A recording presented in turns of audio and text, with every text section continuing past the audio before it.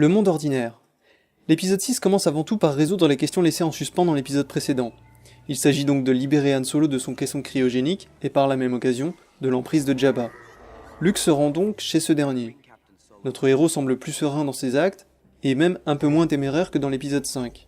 Les conflits et les situations périlleuses constituent donc désormais la normalité de notre héros. Il se montre d'ailleurs légèrement arrogant lorsqu'il se retrouve face à Jabba, ce qui lui vaut un aller simple dans l'enclos du Rancor. Notre héros semble oublier une leçon essentielle que Obi-Wan lui transmet dans l'épisode 4, et qui a bien failli lui coûter très cher dans l'épisode 5. Ne jamais se montrer trop confiant lorsqu'on aborde un territoire inconnu. Luke parvient finalement à vaincre le Rancor, en refermant la porte de son enclos sur lui. Une fois de plus, la force de l'esprit triomphe sur la force brute. Luke et ses amis sont donc faits prisonniers par Jabba. Ce dernier les emmène en plein désert pour qu'ils y vivent leurs dernières heures. Mais Luke a prévu un plan d'évasion. R2 détient son sabre laser et est prêt à lui envoyer à son signal. Luke menace une nouvelle fois Jabba en lui assurant que c'est sa dernière chance. Donc, le coup de la trappe ne lui a pas suffi à comprendre que l'arrogance ne paye pas. Voilà donc le premier point d'élixir rouge de la trilogie, car cette nouvelle démonstration d'arrogance n'empêchera pas Luke et ses amis de s'en sortir sains et saufs. À quoi bon transmettre un enseignement à notre héros si c'est pour finalement prouver par A plus B qu'il peut s'en passer? Han Solo ne manque pas de remercier Luke, et de lui rappeler que désormais c'est lui qui lui en doit une. L'équité est donc la base d'une amitié solide. Luke décide de se séparer provisoirement de ses amis. Il se dirige une nouvelle fois vers le système de Dagobah pour rendre visite à Yoda. Rencontre avec le premier mentor, Yoda. Luke respecte désormais Yoda comme il se doit. Il lui rappelle qu'un jour notre héros sera vieux et fatigué comme lui, et que c'est normal, car c'est l'ordre naturel des choses. Le temps passe pour tout le monde, personne ne fait exception à cette règle, alors autant l'accepter le plus tôt possible. Luke dit à Yoda qu'il est venu pour terminer son apprentissage, mais Yoda lui affirme qu'il sait déjà tout ce qu'il a besoin de savoir. Appel de l'aventure. Le mentor confirme ici à notre héros qu'il est enfin prêt, contrairement à ce qu'il croyait dans l'épisode précédent. C'est donc ici que l'appel de l'aventure se situe. Le mentor invite le héros à achever son parcours initiatique en franchissant une ultime épreuve. Avant de devenir un Jedi, Luke doit encore affronter son père. Yoda lui rappelle les bases fondamentales qui lui permettront de réussir cette épreuve. Un Jedi tire ses pouvoirs de la force, la colère, la peur et l'agressivité mènent au côté obscur qui est un aller sans retour, et surtout ne pas sous-estimer les pouvoirs de l'empereur. Le mentor explique aussi que la force est puissante dans la famille Skywalker, et que la position de Luke implique aussi la transmission de son enseignement. Autrement dit, détenir un savoir ou un savoir-faire qui peut aider les autres va de pair avec la responsabilité de le transmettre. Avant de s'éteindre, Yoda lui révèle finalement que Luke n'est pas le seul Skywalker encore en vie. There is another Skywalker.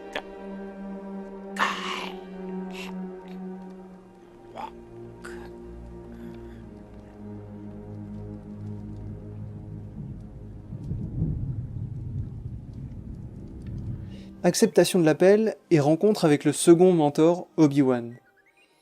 Luke reste convaincu qu'il ne pourra pas y arriver seul. Il est encore réticent à l'idée de partir à l'aventure et le dit clairement à son compagnon R2-D2.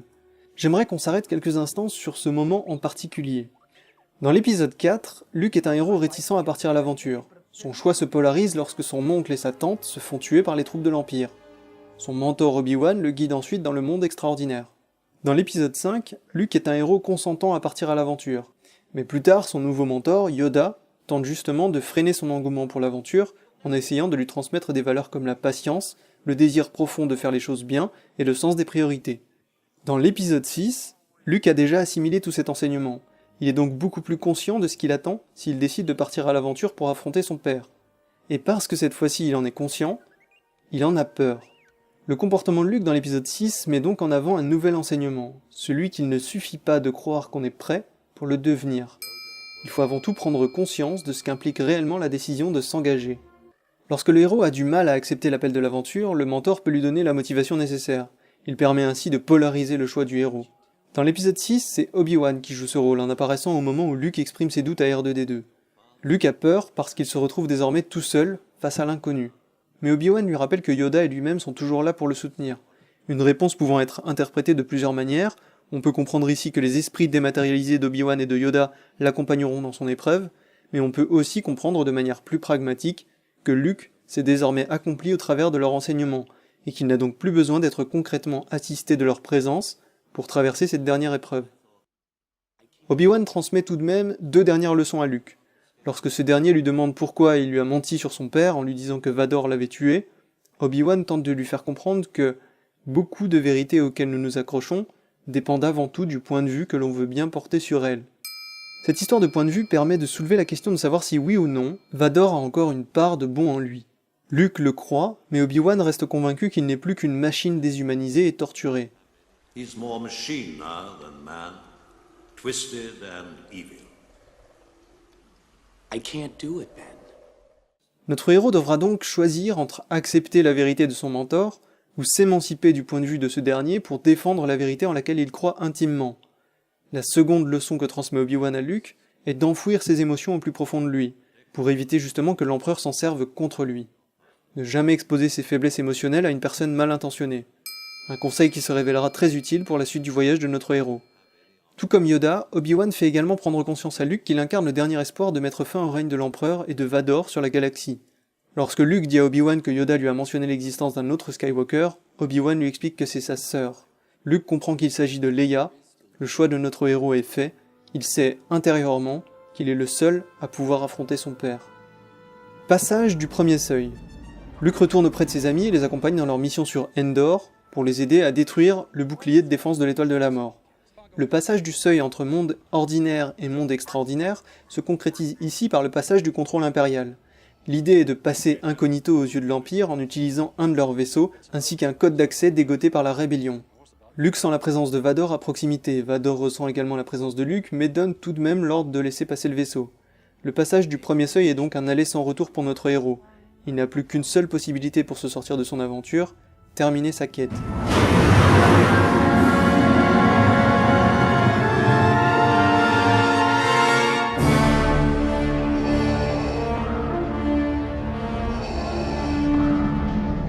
Découverte du monde extraordinaire. Luke et ses amis arrivent donc sur la lune de Endor. Ils se font des ennemis, franchissent de nouvelles épreuves et se font de nouveaux alliés. Luke utilise la force pour faire léviter ses 3 PO et lui donner ainsi le statut de figure divine aux yeux des Ewoks. Une fois de plus, la force de l'esprit triomphe. Notre héros prend ensuite son courage à deux mains pour révéler à Leia qu'elle est sa sœur et que Vador est leur père à tous les deux.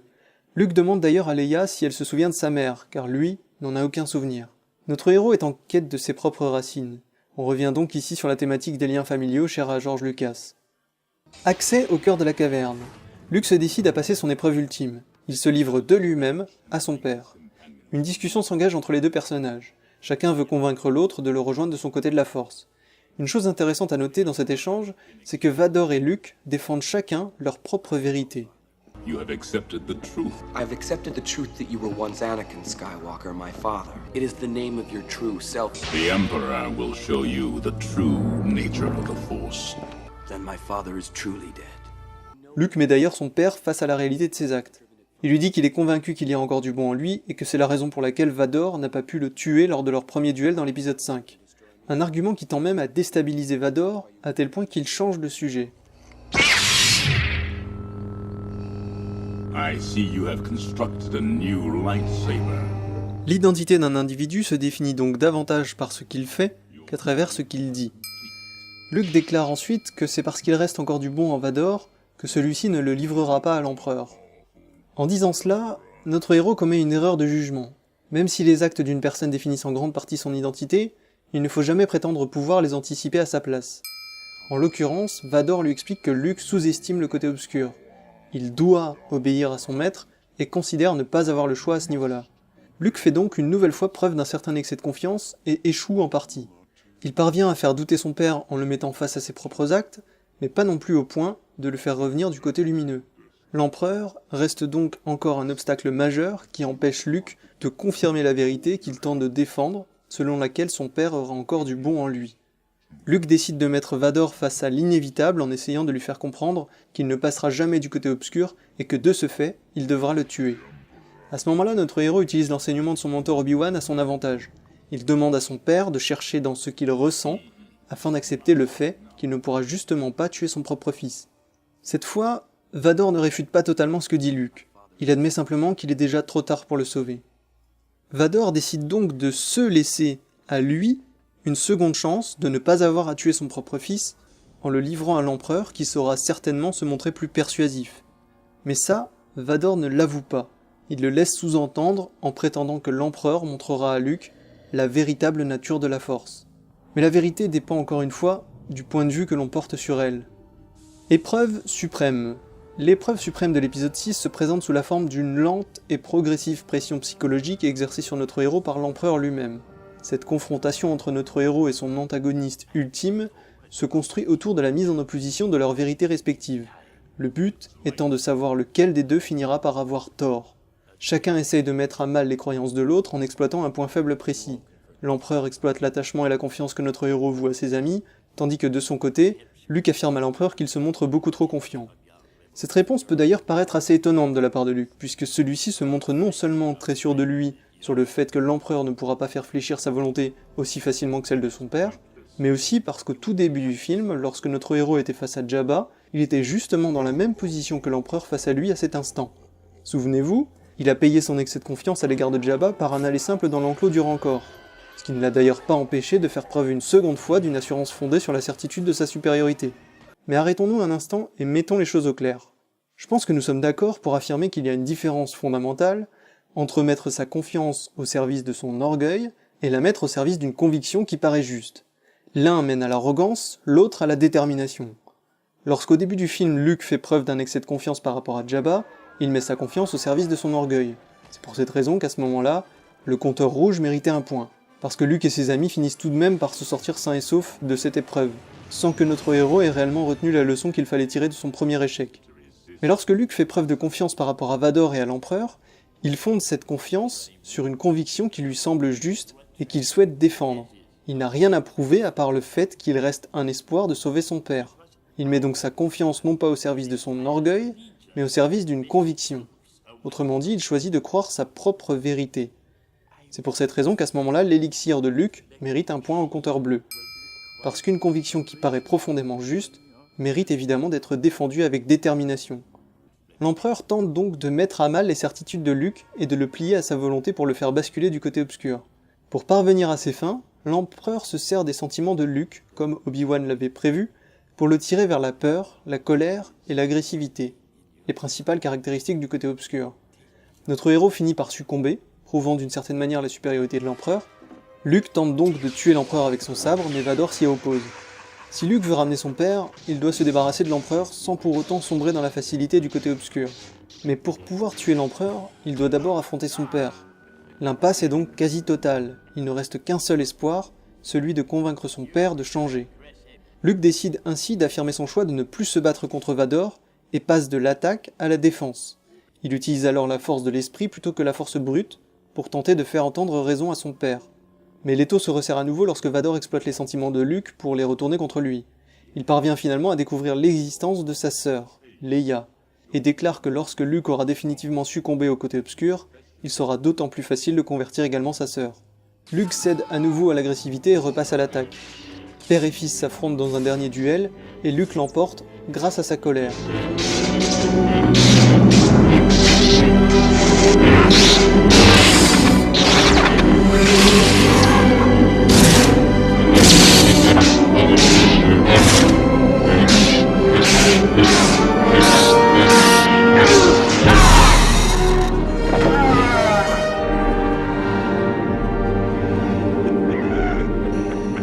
L'empereur s'en réjouit, mais notre héros ne tarde pas à réaliser qu'il est en train de suivre le même chemin que son père, appuyant ainsi l'idée qu'il faut apprendre de l'expérience de ses parents. Luke commence donc à s'émanciper de la figure paternelle.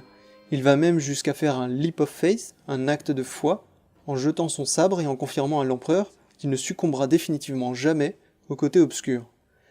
Mais en faisant cet acte de foi, Luke oublie un peu la recommandation de Yoda, ne jamais sous-estimer les pouvoirs de l'empereur. L'empereur sort ses griffes et décide de tuer notre héros devant son père. Mais le trésor. Comme l'avait perçu Luke, Vador ne supporte pas l'idée de voir son fils mourir. Après quelques secondes d'hésitation, il décide finalement de tuer l'empereur.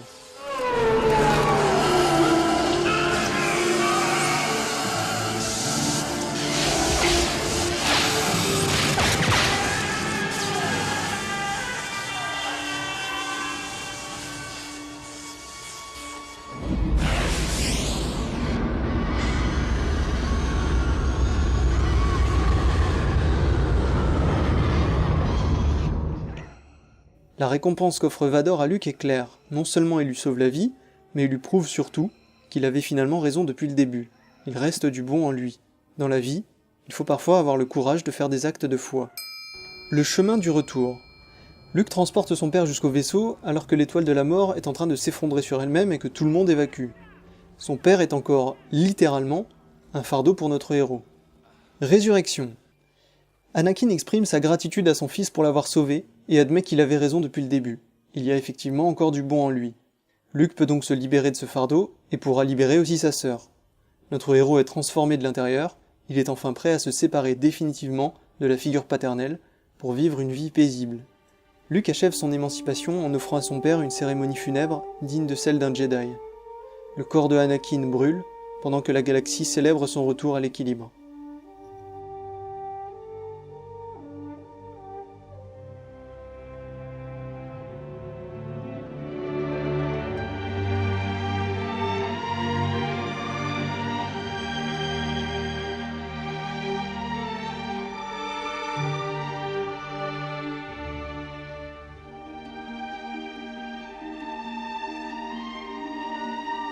Avant de dresser un bilan du voyage de Luke, j'aimerais qu'on se penche ensemble sur l'erreur de parcours de cet épisode. Comme on l'a déjà mentionné, Luke se montre extrêmement confiant à 2 reprises dans l'épisode 6. La première fois par rapport à Jabba, où il met sa confiance au service de son orgueil, et la seconde face à l'Empereur, où il met cette fois-ci sa confiance au service d'une conviction. En définitive, même si notre héros fait preuve d'arrogance face à Jabba, le film tend à nous prouver à travers le personnage de l'Empereur qu'un excès de confiance n'est jamais bon lorsqu'il sert avant tout l'orgueil de l'individu. Néanmoins, même si le propos du film tend à confirmer cette idée, il reste assez difficile de déterminer si notre héros, Luke, a effectivement pris conscience de cette idée. Ce n'est pas vraiment précisé alors que Luke fait pourtant preuve d'un excès de confiance de manière récurrente dans la trilogie originelle. Dans l'épisode 4, il est persuadé que son expérience du terrain le place au-dessus du conseil d'Obi-Wan, alors que les ennuis finissent par revenir à lui dans la cantina. Dans l'épisode 5, il est convaincu que ses capacités suffiront à affronter les épreuves qui l'attendent, mais la réalité finit par lui prouver le contraire.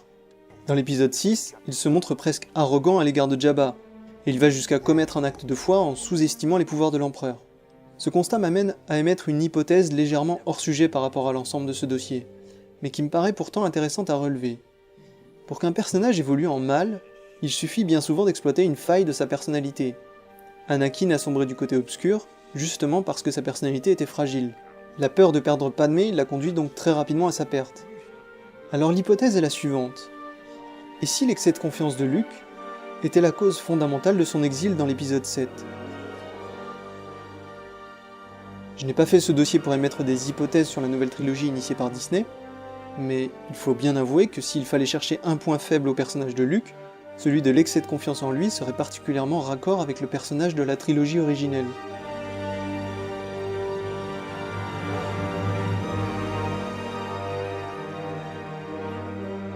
Quoi qu'il en soit, on peut constater que la trilogie originelle fait assez peu d'erreurs par rapport à la pertinence et la force du mythe qu'elle met en place. Si on enlève les idées et les valeurs en double, on obtient un score de 42 bleus contre 1 rouge. Mais au-delà du score, on peut surtout noter que le parcours initiatique de Luke se construit de manière cohérente autour d'un certain nombre de leçons universelles qui, pour certaines, se répondent même d'un film à l'autre et, on le verra par la suite, d'une trilogie à une autre. Au cours de son voyage, Luke apprendra donc assez tôt à s'émanciper de son premier mentor, pour finalement revenir à sa formation de Jedi à l'aide de son second mentor. Il apprendra à reconsidérer sa vision de l'environnement qui l'entoure, à devenir patient, à se recentrer sur lui-même et sur l'instant présent, à privilégier la force de l'esprit sur la force brute, à accepter sa part d'ombre pour mieux la maîtriser par la suite, et à ne pas avoir une peur inconsidérée de l'échec. Il mettra sa confiance au service d'une conviction personnelle profonde, et rendra possible la construction de son propre apprentissage. Luke s'autorisera finalement à faire un acte de foi devant la plus grande menace qui plane sur sa famille, l'Empereur. Une décision qui permettra la rédemption de son père et la libération de notre héros et de sa sœur. Nous avons donc terminé avec le voyage de Luke dans la trilogie originelle. Dans la prochaine vidéo, je vous propose de nous pencher sur celui de Anakin. Je vous dis à très vite, et en attendant n'oubliez pas, faites des films justes, et pas juste des films.